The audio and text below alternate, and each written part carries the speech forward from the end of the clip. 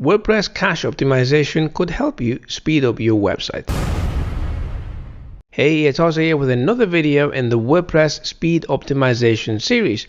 Make sure you check out all the videos in this playlist. Each one is a tip to help you optimize your WordPress website. And this video is all about cache. Now, when it comes to cache, there are two options.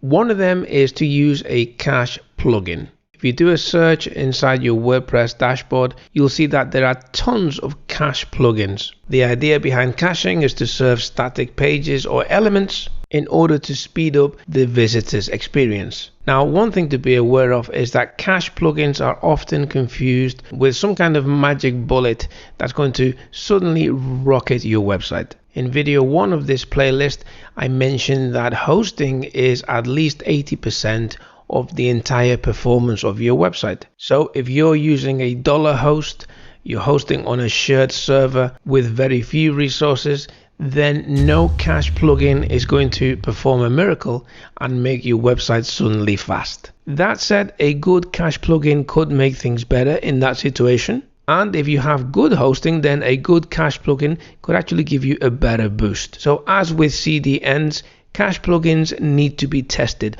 All I'm saying is don't assume that every cache plugin is going to deliver magic. Test more than one and see how you go.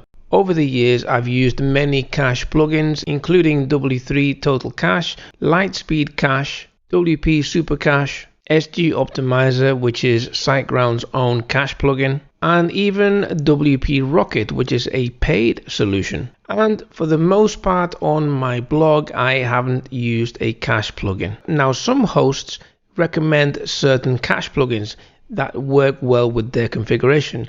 And on one particular host where I have a bunch of websites, I use Lightspeed Cache because it does make a difference to those websites on that server. Now, the second solution, which is the better option, is server-side caching. If you're using a good WordPress web host, they may well offer server-side caching, and that means all the caching is happening at the server level, not at the plugin level. If you do have that choice, then that's the better one of the two. The bottom line is that a cache plugin could make your WordPress website faster, but you do need to test it. Okay, so let's continue on to the next video, which you can now see on your screen. Click on that and I'll see you there.